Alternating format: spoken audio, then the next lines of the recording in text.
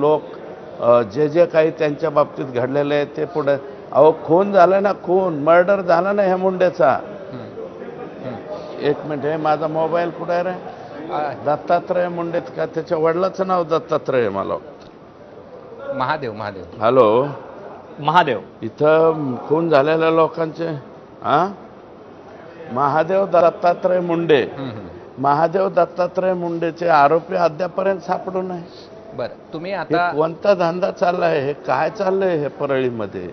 तुम्ही आता आणि वरण बांधतात, बीड जिल्ह्याचं नाव बदनाम करू नका. हे तुमच्या इथंच चाललंय ना. नाही, पण तुम्ही आता या सगळ्या संदर्भामध्ये एसपींची काही भेट घेतली आहे का, किंवा गृहमंत्र्याला या सगळ्या संदर्भात काही तुम्ही तक्रार करणार आहात का या 2 खुनाबद्दलची? परवा मी गृह मंत्रालयाकडे तक्रार करणार या खुनाच्या बाबतीत. जे कोणी आरोपी असतील एक तर त्यांनी लवकरात लवकर सरेंडर व्हावं.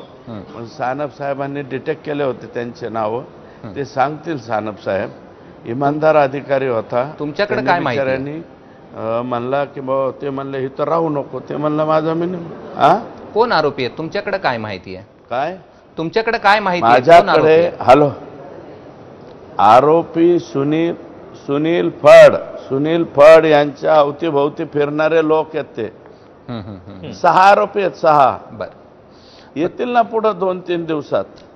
आता मी तक्रार करेल आणि महादेव मुंडे यांच्या कुटुंबियांना फोन करून सांगणार आहे की बाबा तुम्ही पोलीस स्टेशनला जा, त्यांच्याकडे काय माहिती असेल तर ते द्या. सुरेशजी, या सगळ्यामध्ये जे तुमचं म्हणणं आहे की